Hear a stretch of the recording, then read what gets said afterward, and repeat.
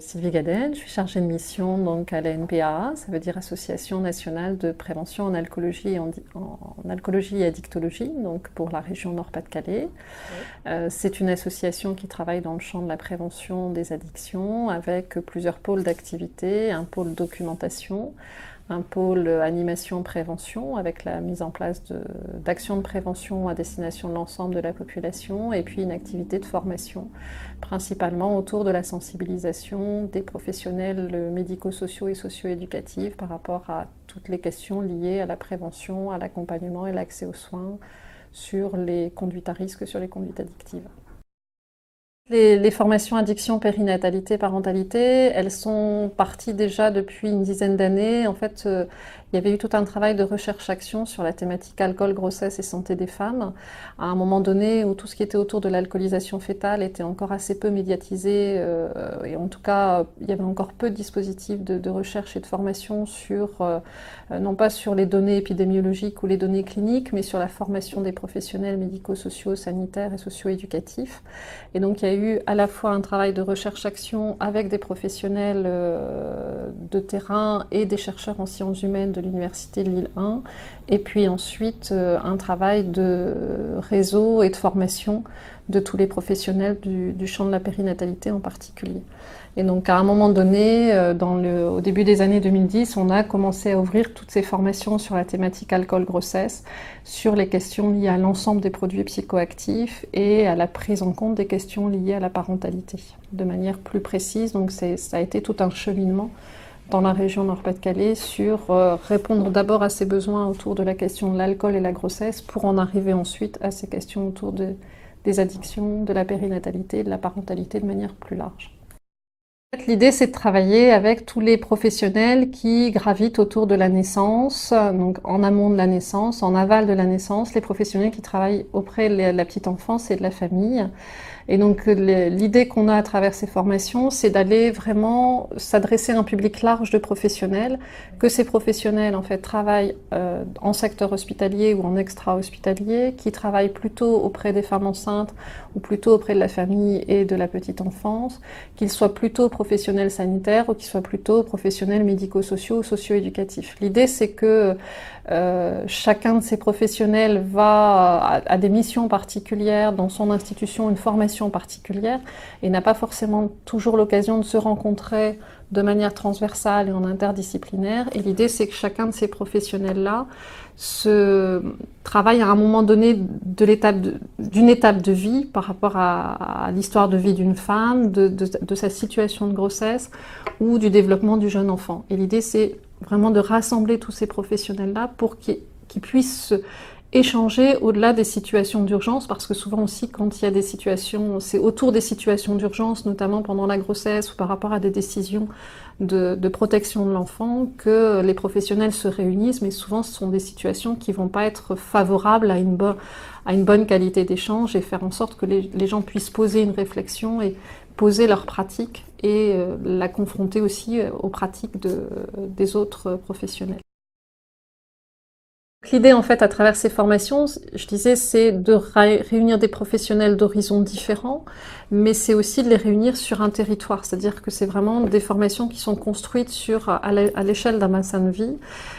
pour ensuite favoriser les articulations concrètes entre les professionnels. En termes de contenu, l'idée qui va être privilégiée au niveau de ces formations, c'est de se dire, certes, il va y avoir un bagage de connaissances qui va être indispensable parce qu'il faut avoir un minimum de connaissances de base en addictologie, sur les processus de dépendance. On va revenir sur le développement psychoaffectif chez le jeune enfant. On va revenir sur des choses telles que celles-là. Pour moi, ce qui fonde vraiment de manière importante ces formations, c'est aussi de travailler sur le regard qu'on porte sur les consommations d'alcool, ou d'autres produits, sur le regard qu'on porte sur les personnes qui consomment dans un champ qui est particulier, qui est celui de la grossesse, de la maternité et de la parentalité. Parce qu'on sait bien que pour de nombreux professionnels, aborder la question de la consommation est souvent un sujet extrêmement délicat. Souvent, les professionnels viennent nous dire un petit peu toute la difficulté que les publics qu'ils suivent, qu'ils soient hommes ou femmes, leur difficulté à aborder ces situations-là dans le cadre d'un suivi, d'un accompagnement. Mais ce qu'on va travailler également, c'est aussi que souvent souvent combien c'est difficile de la part du professionnel d'aborder cette thématique-là. Donc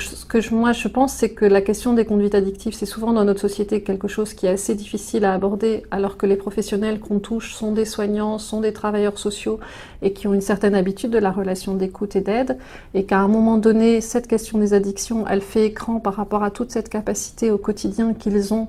à développer cette qualité d'écoute auprès des personnes qu'ils accompagnent, et que ces choses-là, on va les mettre en lien avec les perceptions, les représentations sur la grossesse, sur la maternité, sur ce qu'est le devenir parent, parce que je pense que s'il y a autant de difficultés à aborder ce sujet-là à un moment particulier de la vie qui est la grossesse ou le devenir parent, c'est aussi parce qu'il y a des choses qui sont touchées en nous, au-delà de la sphère professionnelle. C'est comment ça vient nous confronter à la prise de risque avec la présence, soit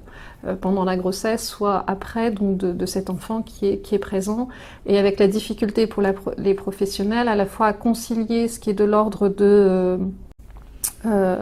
comment je peux être à l'écoute de ce qui se passe pour cette personne qui est en difficulté avec sa consommation et qui est sans doute en souffrance, mais aussi comment je peux être à l'écoute de cet enfant qui n'a pas forcément choisi cette situation-là et qu'il va falloir aider à grandir, tout en lui assurant le maximum de protection. Et je pense qu'il y a des choses qui se jouent autour d'une certaine difficulté à concilier ce travail-là, et aussi beaucoup de choses à travailler autour des représentations qu'on peut avoir sur des personnes qui continuent à consommer massivement de l'alcool, de l'héroïne ou d'autres produits, alors qu'ils sont en situation de devenir parents ou d'être jeunes parents. Et donc il y a aussi beaucoup d'idées reçues et de représentations parfois très négatives sur ces questions-là. Donc ça va être vraiment un socle d'abord de travail sur ce que ça nous fait vivre en tant que professionnels, ces situations-là, pour ensuite aborder des choses vraiment sur de l'échange de pratiques, sur des situations professionnelles. Donc on va vraiment avoir quelque chose autour évidemment d'un socle de connaissances, mais ce qui va faire pour moi vraiment l'essence de la formation, c'est tout le travail d'implication qu'on va avoir au fur et à mesure de la formation avec les professionnels, pour qu'on puisse regarder de plus près qu'est-ce qui fait que c'est un sujet aussi difficile et qu'est-ce que je peux mettre en place comme ressources pour essayer d'avancer le mieux possible et d'aller rejoindre la personne que j'ai devant moi ou la famille que j'ai devant moi pour avancer vers un accompagnement le plus adapté possible. Donc c'est vraiment ce va-et-vient constant entre des connaissances, une réflexion sur des pratiques, un travail sur les représentations. Et donc ces formations, ça demande vraiment de l'implication au niveau des professionnels, et c'est des formations qui ne vont pas se construire sur une seule journée, c'est des formations qui vont nécessiter 3 ou 4 jours minimum de formation pour qu'il puisse y avoir vraiment une dynamique de groupe qui s'installe, de la confiance qui puisse s'installer pour que les gens,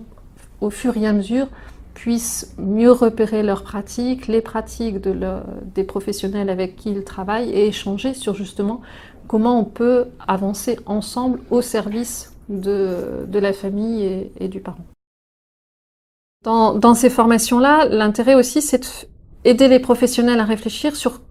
les enjeux aussi qu'il y a à aborder pour un usager, pour une personne, pour un patient, ça dépend comment, en fonction de sa profession, on appelle les personnes, de bien se dire que aborder pour une personne la consommation de substances psychoactives pendant la grossesse ou quand on est jeune parent, ça a aussi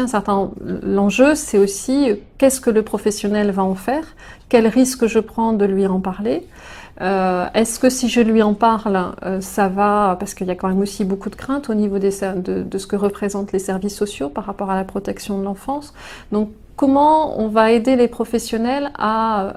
eux, se sentir en confiance, mais aussi être en capacité de comprendre ce qui se passe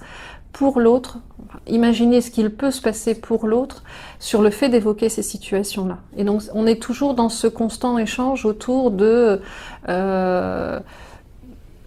comment un homme ou une femme enceinte, un jeune parent peut réussir à évoquer, quelles sont les conditions qui vont être favorables pour qu'ils puissent l'évoquer, et comment ils vont pouvoir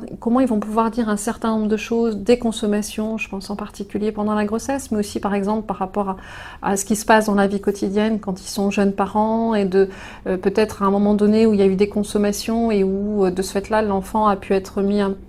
peut-être un peu sur le côté. Voilà, il y a des enjeux à dire des événements tels que cela, et c'est quelque chose aussi qu'on va travailler avec les professionnels. Ce qui est vraiment important au niveau de ces formations, c'est permettre aux gens de se rencontrer et de poser à un moment donné les pratiques, les connaissances, les représentations, avec toujours en tout cas la même idée, c'est que ce sont des formations qui vont demander une certaine implication, et avec l'idée que c'est bien tous ensemble qu'on va à un moment donné réussir à construire de la relation, construire du lien, et ce lien va être très important pour que au fur et à mesure, le parent, la jeune femme enceinte, etc., puisse à un moment donné évoquer ces situations-là. Donc c'est bien dans comment on va faire pour que les professionnels soient encore plus à l'aise pour construire du lien, et que toutes ces questions-là, c'est bien au-delà de la connaissance, et c'est bien au-delà de la connaissance scientifique. C'est bien sûr, il va y avoir des apports autour des connaissances, mais c'est vraiment dans l'échange des pratiques à partir de situations que les professionnels nous amènent, qu'on travaille aussi à la fois sur des situations professionnelles qui vont être expliquées au groupe, et puis aussi où on va travailler sur des mises en situation pour permettre aussi à retravailler des moments d'un entretien avec des femmes enceintes ou avec des jeunes parents, pour essayer de découper un petit peu, voir comment on aurait pu travailler cette situation-là à ce moment-là. C'est qu'on va venir ouvrir le regard au niveau des professionnels, parce qu'on va faire se rencontrer des professionnels différents, et que dans l'espace de formation, on va aussi travailler avec des gens qui sont formés en santé publique, en addictologie, en psychologie, en sociologie, pour faire rentrer l'ensemble du champ des sciences humaines dans ces formations, parce que c'est bien les regards croisés qui vont nous permettre d'avancer sur cette thématique-là. Donc les regards croisés, et en même temps l'inscription de cette thématique dans la vie des femmes et dans la vie des familles sur un long processus, et non pas de le cliver sur l'instant T de la grossesse qui serait éventuellement déconnectée du reste de la période de la vie. Donc c'est comment ça s'inscrit dans la vie, dans le processus de vie de manière générale.